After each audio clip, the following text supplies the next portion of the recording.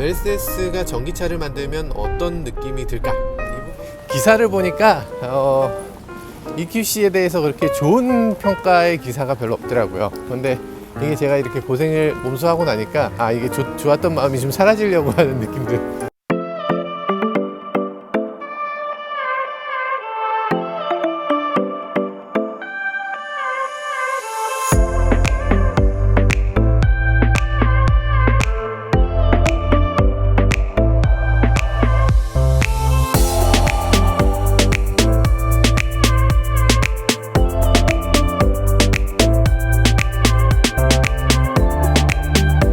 네, 안녕하세요. 김한영입니다. 오늘 제가 나와 있는 곳은 가로수길이에요. 여러분들 맨날 이렇게 지나다니는 그곳, 우리 같은 젊은이들이 좋아하는 그곳, 가로수길입니다.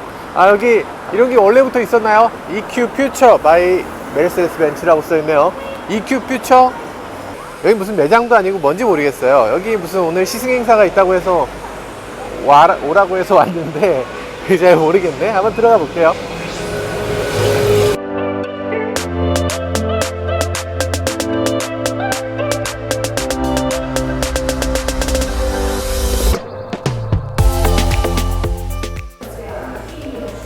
이렇게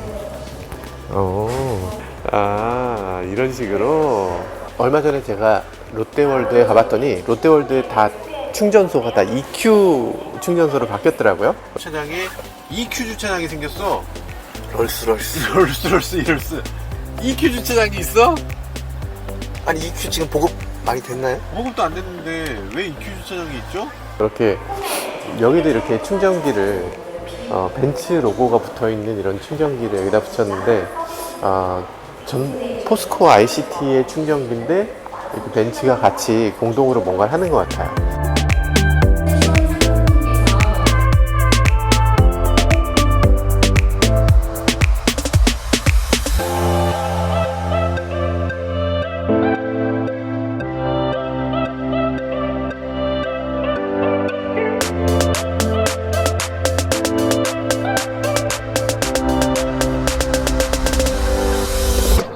되게 깜깜합니다. 이렇게 깜깜한 데서 시승하는 것도 처음이네. 이게 이상합니다. 이 벤츠가 이게 막 원래 돈 많이 쓰고 이런 브랜드라고 생각했는데 좀 잔잔하네요. 뭔가 이 지하 주차장에서 이렇게 이런 식으로 행사하는 경우는 사실 흔치 않거든요. 근데 의외네요. 자, 그러면 한번 들어가 보겠습니다.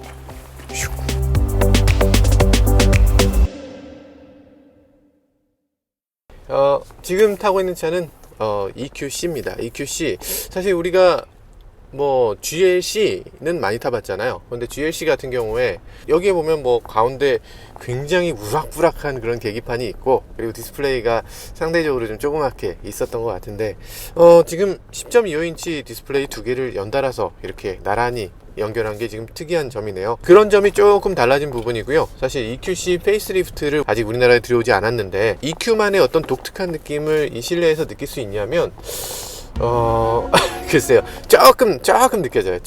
조금 다르네, 이런 정도의 차이. 이게 1억 이런 느낌이 좀 있네요. 이게 1억?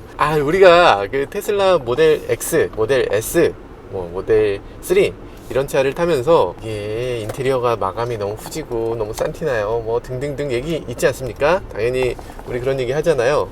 근데 이 차를 보면서 잠깐만 테슬라가 예쁜 거였나? 그게 더 낫나? 이런 느낌을 지금 듣고 있어요. 좀 약간 이 인테리어가 그냥 GLC잖아 이거. GLC 느낌입니다. 뭔가 좀 1억? 이게 벤츠? 이게 우리가 테슬라를 보면서 이런 얘기를 했었잖아요. 아무도 전기차를 안 만드니까 테슬라가 그때 잽싸게 전기차 그 빈집을 딱 들어가서 이걸 막 팔아서 지금 그래서 인기가 있는 거지.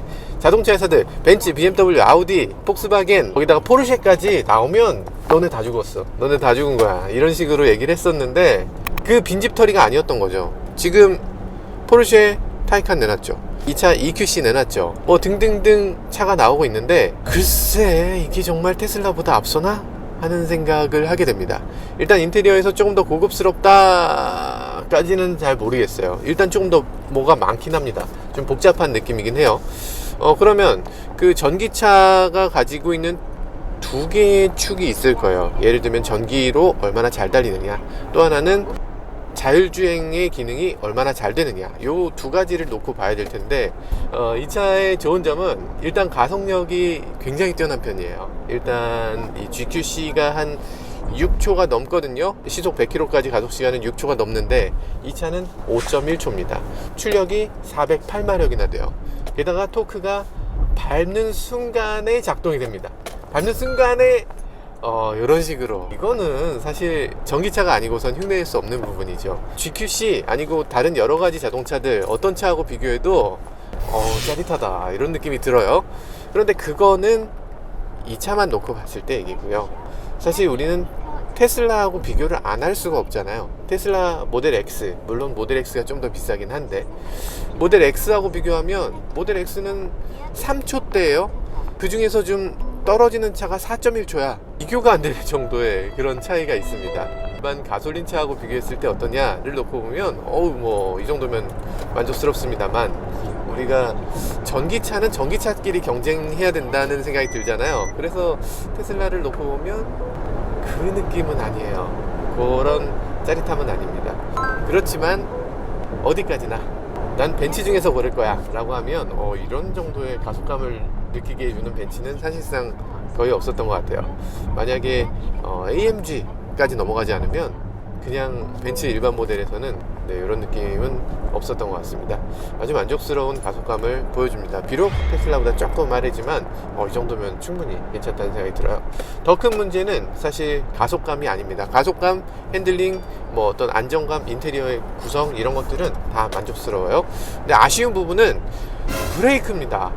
브레이크가 너무 아쉬워요. 이건 말이 안 된다고 생각될 정도로 아쉽습니다. 브레이크가 딱딱해요. 뭔가 굉장히 딱딱한 게, 초반에 마치 돌덩어리를 밟는 것처럼 딱딱하게 느껴지는데 감속이 별로 안 됩니다. 그러니까 이 부분은 제가 봤을 땐 분명한 세팅 미스라고 보여지는데, 어째서 벤츠가 이렇게 만들었을까요? 이거는 잘 이해가 안 되는 정도입니다. 처음 이 차를 타고 제동을 한번 해보시면 아마 많이 놀라실 것 같아요. 그럼 그 원인은 뭐냐? 사실 전기차들은 브레이크를 밟을 때 바로 브레이크가 작동되는 게 아닙니다. 전기차는 여기 계기판에서도 지금 보여주고 있는데요, 브레이크를 밟는 순간 이 RPM 게이지처럼 보이는 이 퍼센트 파워라고 써있는 계기가 옆에 있죠. 이 퍼센트 파워라는 계기가 파워를 얼마나 뽑아내느냐, 아니면 얼마나 회생을 시키느냐, 이 두 가지를 보여주는 건데요. 가속 페달을 밟으면 전기를 최대 100%까지 쓸 수 있도록 되어 있어요. 브레이크를 밟으면 회생을 최대 100%까지 할 수 있도록 되어 있습니다. 브레이크를 밟으면 마이너스 100으로 넘어가죠. 근데 어떻게 해서 도대체 마이너스 100이란 숫자가 나오냐? 그러니까 발전기를 최대한 가동시키는 거예요. 그러니까 모든 전기차는 모터 제너레이터라고 하는 장치를 사용하고 있는데, 사실 모터의 역할을 거꾸로 하면 발전기잖아요. 모터를 가지고서 가속도 하고 모터를 가지고서 발전도 한다, 이런 기능인데, 브레이크를 밟으면 브레이크가 직접 작동되는 게 아니라 모터를 발전기로 작동시켜서 차를 감속시킵니다. 차를 감속시키고 나면 그때부터 이거 갖고는 감속이 충분치 않아, 그럼 그때 이제 브레이크 패드가 작동되는데, 그러다 보니까 브레이크 패드가 작동되는 시점이 너무 늦어요. 이 차는 지금 브레이크 패드 작동 시점을 너무 늦게 잡았습니다. 그래서 브레이크를 꾹 밟아도 브레이크가 전혀 작동되는 것 같지 않게 느껴지고요. 더 밟아야만 패드가 작동되는 걸 느낄 수가 있어요. 근데 이 부분이 지금 제가 평가하는 게 맞지 않을 수가 있어요. 왜냐하면 이 차는 지금 300km 밖에 타지 않은 신차거든요. 이쪽 용어로는 배드인이라고 하는데, 배드인이 안 됐기 때문일 수가 있습니다. 그렇기 때문에 전기차는 초창기 배드인이 정말 중요해요. 브레이크 패드를 작동시키지 않다가 한 번 작동시키니까, 이 차는 평소에는 작동이 한 번도 안 됐던 브레이크가 이제 처음으로 배드인도 안 된 상태로 처음 제동을 하는 경우가 있으니까, 그러니까 충분히 처음에 배드인하는 과정이 필요합니다. 메이커가 배드인을 해서 나오는 게 정말 필요할 것 같고요. 지금 이 차는 이렇게 배드인이 잘 안 돼 있기 때문에 초창기에 브레이크가 잘 안 드는 것일 수도 있습니다. 사실 우리가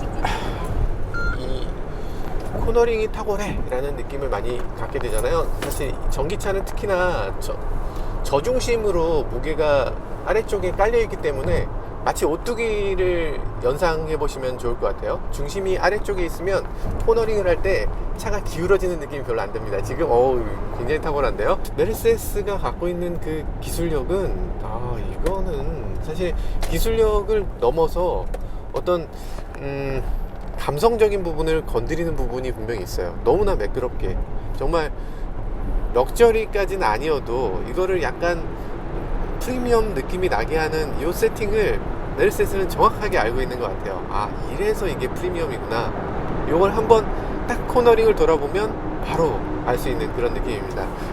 좀 이상한 게 지금 있는데요. 뭐지? 왜 이렇게 왜 이렇게 시끄럽나요? 이게 왜 이렇게 시끄럽지? 이게 선루프가 열려있지 않은데 어떻게 이렇게 시끄러울 수가 있죠? 정말 의외네. 창문도 지금 열려있지 않거든요. 정말 충격적인 정도의 시끄러움입니다. 그러니까 이게 플랫폼을 공유하는 차들이 이런 부분을 좀 미스하는 부분이 있는 것 같아요. 그러니까 차가 원체 조용한 차니까 조용하기 전에 차를 플랫폼을 공유하다 보면 이 정도 방음이면 충분하지 라고 생각하고 차를 만들었을 때 너무 조용하니까 그 소리가 그냥 크게 부각돼서 들리는 거죠. 그래서 지금은 이 차 터널에 들어가면 너무 시끄럽다 이렇게 느끼시게 될 것 같은 그런 정도의 방음 수준입니다. 자, 그러면 이제 두 축을 비교를 해봐야 될 텐데, 아까 말씀드렸던 전기차로서의 가치는 어떤가를 봤으니까 이번에는 자율주행차로서의 느낌은 어떤가 또 한번 보겠습니다. 세팅을 한번 하고요. 속도를 세팅을 80km로 세팅했어. 잠깐만 뭐가 이상한데? 이거 세팅 잘 된 거 맞나? 왜 나 불안하지? 이게 세팅이 잘 됐다는 거를 보여주는 방법이 너무 없어요. 무슨 소리라도 나야 되잖아. 예를 들어서 테슬라는 이제 내가 자율주행을 세팅했어 그럼 띵동 소리가 나는데 이 차는 아무 소리도 나지 않습니다. 그러면 여기 요 파란색 요 점 하나가 딱 생겨요. 100km로 세팅했습니다 요거지. 그리고 나서 그럼 속도를 좀 높여보자. 자, 100km에서 속도를 높여봅니다. 180km로 세팅했어요. 그러면 자, 핸들에 손을 떼고 페달에서 손을 떼고 브레이크를 잘 밟을 것인가? 네, 잘 가고 있네요. 시속 124km에서 잘 가고 있어요. 핸들 잡으래. 오케이, 잡을게요. 잠깐 잡는 척. 페이크였다 이놈아. 잘 가고 있어요. 핸들도 굉장히 안정적으로. 사실 우리가 그거 현대차도 다 되는 거예요. 물론 말씀하실 텐데 현대차나 기아차도 잘 됩니다. 그런데 현대차 기아차가 해주는 건 약간 좀 너무 바빠. 핸들이 너무 바빠요. 초보 운전자들이 요 가운데에 맞춰서 막 이렇게 가려고 하는 것 같이 그렇게 바쁩니다. 근데 그거보다는 훨씬 더 젠틀한 쇼퍼 같은 느낌이 드는 그런 운전을 해주고 있어요. 핸들 잡으라는 메시지는 나오는데 아무 소리가 안 나요. 자, 그럼 좀만 더 기다려보죠. 그 다음엔 뭐라고 하는지. 지금 페달은 밟고 있지 않습니다. 자, 핸들 잡으라는 경고가 좀 크게 떴어요. 자, 경고 소리가 살짝 났고요. 띵 한번 났어요. 또 났어요. 자, 이러다가 넘어가나요? 자, 한 번 더 났습니다. 비상정지 작동 중? 비상정지 작동 중이라니 이게 무슨 뜻이야? 비상정지하니? 잠깐만. 네, 이게 손을 계속 잡지 않으면 얘가 무슨 짓을 하냐면 차를 세워버립니다. 차를 세워버려요. 센데 형 역시 벤츠 형은 뭔가 남달라. 벤츠 형은 우리가 생각했던 그런 현대형하고 기아형, 테슬라형 이런 형들하고는 아주 차원이 다르네요. 비상정지라고 해서 빡 선다 이건 아니고요. 차의 속도를 야금야금 줄여서 차가 여기 멈춰서게 하는 그런 기능이 작동됩니다. 일단 메르세데스 벤츠 같은 경우는 그 기존에 있었던 어떤 메이커보다 IT 쪽으로 더 열심히 하고 있는 면이 있어요. 예를 들어서 이런 거죠. 안녕 메르세데스. 지금 말하세요. 우리 잘 가고 있는 거 맞니? 원하시는 작업을 선택하세요. 오늘 날씨 알려줘. 포천시 지역은 오늘 대체로 구름이 낄 예정입니다. 예상 공도는 최저호도에서 최고 이슬길 도입니다. 오, 이런 게 나오는군요. 안녕 메르세데스. 안녕 메르세데스. 야, 내비게이션 보여줘. 다시 한번 말해주시겠어요? 내비게이션 보여줘. 무엇을 도와드릴까요? 잠깐만, 내비게이션 좀 보여달라고. 여기요, 내비게이션 어떻게 갑니까? 내비게이션 가고 싶어요. 여기서 나가야 되는 거 맞죠? 네, 큰일 날 뻔했습니다. 진짜 이게 메르세데스 같이 이렇게 벤츠 같이 이렇게 훌륭한 기업도 이런 것들을 놓칩니다. 이게 정말 심각한 문제인 게, 자동차 회사가 IT 기기를 만들고 있는 거잖아요. 전기차는 지금 IT 기기예요. 사실상 IT 기기입니다. 그러면 IT 전문가들이 뛰어들어야지 사실 맞아요. 애플카라는 게 사실은 맞을 수 있어요. 완전히 개발하는 생각 자체를, 발상 자체를 바꿔야 되는데, 기존 자동차 메이커들은 요 생각까지를 못하는 거예요. 예를 들면 내가 세팅을 했어. 제일 먼저 가야 될 건 뭐냐, 좌석을 세팅하고 나면 좌석 화면으로 그냥 멈춰 있는 경우도 있어요. 내가 세팅하고 나면 결국에는 여기로 돌아와야 되는데, 가장 기본은 맵인데 이 기능이 돌아오지 않는 거예요. 그러니까 이 차는 HUD도 없어. 1억짜리 차인데 HUD가 없는 것도 사실 좀 이상하지만, 내비게이션 화면이 딴 걸로 바뀌면 여기라도 보여줘야 돼. 근데 여기도 안 보여주고 여기도 안 보여주고 내비게이션 화면이 아무 데도 안 나오는 거예요. 내가 지금 목적지로 가고 있는데 내비게이션 화면보다 더 중요한 게 세상에 어딨어. 내가 지금 목적지로 가는 것보다 더 중요한 일이 어딨어. 자동차에서 속도가 중요해? 파워가 얼마나 나오는 게 중요해? 그게 중요한 게 아니잖아. 내가 내비게이션으로 목적지 가는 게 중요한 거잖아. 그런데 여기서 만약에 제가 헤이 메르세데스, 헤이 벤츠, 안녕 벤츠, 네, 무엇을 도와드릴까요? 오늘 날씨 알려줘. 포천시 지역은 오늘 대체로 구름이 낄 예정입니다. 이렇게 되는 거예요. 제가 오늘 날씨 같은 거, 지금 오늘 날씨는 내가 몰라? 여기 지금 오늘 날씨 나오잖아요. 오늘 날씨가 창밖에 지금 있어.